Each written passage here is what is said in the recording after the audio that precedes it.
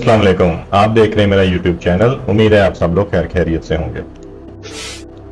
आज के हमारे टॉपिक्स होंगे वर्ल्ड कप स्क्वाड और सेकेंडली हम बात करेंगे मोहम्मद आसिफ फास्ट बॉलर।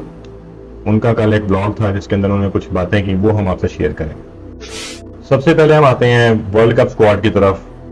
सबसे ज़्यादा दुख जो हमें है वो नसीम शाह का है। ऑब्वियसली हमें ही नहीं, पूरी पाकिस्तान क्रिकेट कम्युनिटी को उसकी इंजरी का बड़ा दुख है।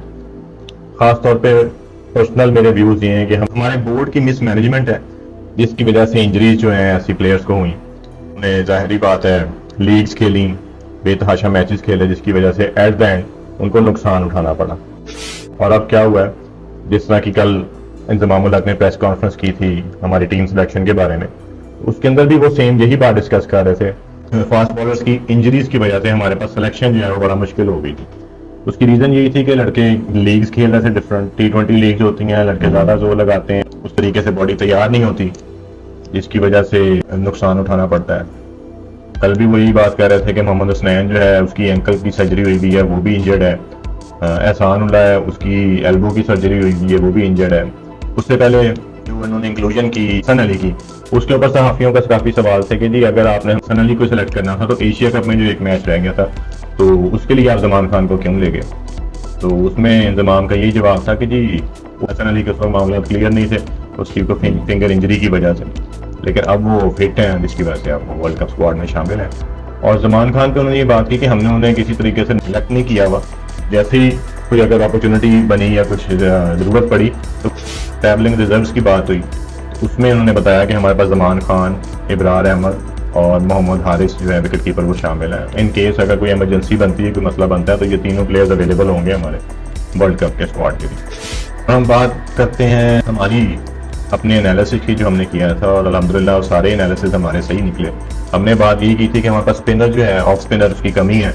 मिडिल ओवर्स में जहाँ हम विकेट नहीं ले पा रहे, यही कंसर्न था सहाफ़ियों का भी, यही कंसर्न है हमारी टीम का भी कि वो हमारे लिए काफ़ी एक अलार्मिंग सिचुएशन है। हमारी मैनेजमेंट को काफ़ी सोचना पड़ा। उन्होंने यही बताया कि मोहम्मद इब्रार इसीलिए हमने शामिल किया कि मिस्ट्री ऑफ स्पिनर है और वो लेकिन ट्रैवलिंग लफ्ज़ में है, अगर ज़रूरत पड़ी तो वो जाएगा नहीं। फिर ऑब्वियसली हमने बात की थी ओपनर्स की। ओपनर्स में हमने कहा था फ़ाका ज़मान की फॉर्म उस तरीके से नहीं है तो उसकी जगह कोई ओपनर हमें चाहिए, तो वो ऑब्वियसली अब्दुल्ला शफीक की एंट्री है, वो एज ए ओपनर टीम के साथ जा रहा है। फिर इंजमाम का ये भी स्टांस था कि ऑब्वियसली वो सिलेक्शन कमेटी का हेड है, तो वो ये कह रहा था कि ये टीम बनाने में एक प्रोसेस लगता है, जिस प्रोसेस के थ्रू ये टीम पिछले 1-1.5 साल से इकट्ठी खेल रही है, तो हम नहीं चाहते थे कि उसमें अब्रप्ट चेंजेस की जाए ऐसी कि जिसकी वजह से सारी मैनेजमेंट और सारी बॉन्डिंग जो है वो टीम की खराब हो। और इसी वजह से उन्होंने ज़्यादा चेंजेस नहीं की। जिस तरह लोगों ने बात की शान मसूद को कहीं एंटर कर लेते जनाब, और बॉलिंग में आप वो जाहिद महमूद को की एंट्री कर लेते लेग स्पिनर की, तो उसको फिर इंजमाम ने कहा कि ये सारे प्लेयर्स हुए जो हमारी नज़र में मौजूद हैं, ऑब्वियसली ये इन लाइन है। पाकिस्तानी टीम इस वक्त 8 बैटर्स के साथ जा रही है वर्ल्ड कप में। जो इंडिया होस्ट है वो 7 क्वालिटी बैटर्स के साथ टीम अनाउंस की, लेकिन पाकिस्तान ने 8 बैटर्स के साथ टीम अनाउंस की। कुछ लोगों का ये भी कहना था कि सलमान अली आगा को आप जो खिला रहे हैं उसकी जगह आप ऐसा कोई ऑलराउंडर लेके आए जो बैटिंग ऑलराउंडर हो और बॉलिंग फास्ट कर सके। सबका कहने का मतलब ये था कि आमिर जमाल को इंक्लूड करें प्लेइंग 11 में, क्योंकि वो एक तो 140 प्लस बॉलिंग कर लेता है और बैटिंग भी उसकी अच्छी खासी है, लेकिन उससे पहले एक्सपीरियंस मैटर करता है। फ़हीम अशरफ वाला, लेकिन वो एक्सपेरिमेंट कर चुके हैं फ़हीम के साथ, तो वो उसने परफॉर्मेंस ऐसी की नहीं है जिसकी वजह से लोग उसको दोबारा से कहें जी उसको खिलाएं ले। इसी वजह से फ़हीम अशरफ को ड्रॉप किया गया वर्ल्ड कप स्क्वाड से। हसन अली की सिलेक्शन की जिस तरह बातें हो रही थी तो उसके अंदर वही चीज़ बार बार आ रही, रिपीट उसने की कि एक्सपीरियंस जो है वो बड़े टूर्नामेंट का वो बड़ा मैटर कर रहा है इसके अंदर। जमान खान ऑब्वियसली न्यू है, बहुत अच्छा बॉलर है, लेकिन यहाँ पर उन्हें एक विकेट टेकिंग ऑप्शन चाहिए और एक्सपीरियंस्ड ऑप्शन चाहिए। एक्सपीरियंस माशाल्लाह वर्ल्ड T20 के सेमीफाइनल में भाई उन्होंने काफ़ी कुट भी खाई थी और कैच भी ड्रॉप किया। अल्लाह करे ऐसी परफॉर्मेंस को दोबारा वो रिपीट ना करें, बेहतर से बेहतर जैसे चैंपियंस ट्रॉफी की परफॉर्मेंस थी वो वाली परफॉर्मेंस दें तो फिर तो क्या ही बात है। दूसरे नंबर पे हम बात करते हैं आसिफ, मोहम्मद आसिफ, हमारे जीनियस फास्ट बॉलर जिसके हर पाकिस्तानी बॉलर तारीफ करता है उसकी। उन्होंने कल एक ब्लॉग किया, उसके अंदर डिफरेंट डिस्कशंस कर रहे थे वो, तो उसमें वो उनकी जो मेजर टॉपिक्स पे बात उन्होंने की। उन्होंने कहा कि पाकिस्तान टीम में इस वक्त जो है ना फास्ट बॉलर जितने भी जा रहे हैं उनमें से कोई ऐसा fast bowler, magical fast bowler मैं नहीं देख रहा जो पाकिस्तान में हो।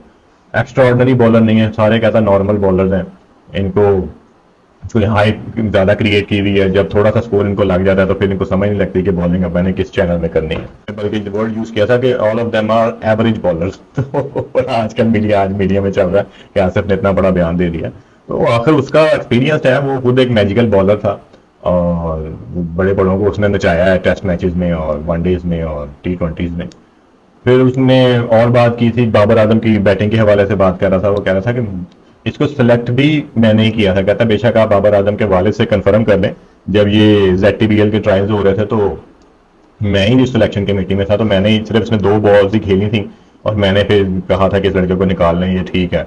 तो इसकी गवाही कहता है इनके फादर जो हैं वो दे सकते हैं। तो मैं बहुत बड़ा प्लेयर है और मैंने 2 बॉलों में ही समझ लिया था, जांच लिया था इसको कि ये बहुत बड़ा प्लेयर बनेगा माशाल्लाह इन फ्यूचर, और वो बना भी है। लेकिन वो ये कह रहा था कि मैं अगर बॉलिंग करूँ ना तो मैं बाबर को T20 में मेडन ओवर करा सकता हूँ।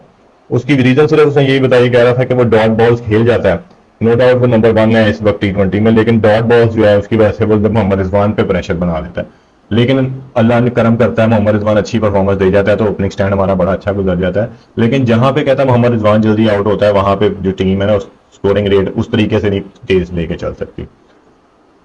फिर उसने ऑब्वियसली ये बात आगा सलमान की भी की कि आगा सलमान को वो एक एवरेज सब समझता है कि वो तो ये कहता है कि उतना जितना स्कोर वो कर लेता है उतना तो मैं भी जाके कर लूँ, क्योंकि वो उस सिचुएशन में स्कोर कर रहा है जब सारी टीम ने स्कोर किया हुआ है।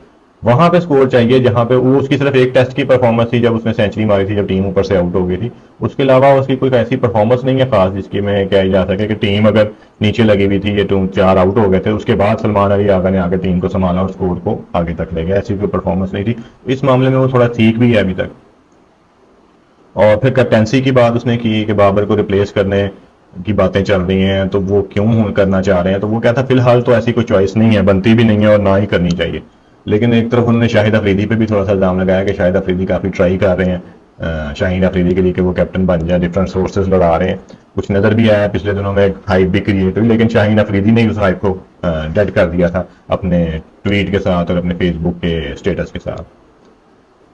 हसन अली की सिलेक्शन पे बात हो रही थी कि भाई वो ही क्यों और लड़का क्यों नहीं, तो उसमें भी उसने बड़ा क्लियर बताया कि हमारे दौर में भी लॉबी होती थी और इस दौर में भी अब नजर आना शुरू हो गई है जो लॉबी है क्रिकेट टीम की, कि उसमें बाबर आजम है और साथ में शादाब है, हसन अली है, फहीम अशरफ है, और ऑलरेडी इसमें और लोग भी शामिल थे। लेकिन मैं कुछ हद तक ना इससे सेटिस्फाइड इसके इस ओपिनियन से नहीं हूँ, क्योंकि मैं ये समझता हूँ कि काफ़ी अर्से से सारी टीम परफॉर्म कर रही थी, इसलिए वही प्लेइंग 11 ही खेल रही थी।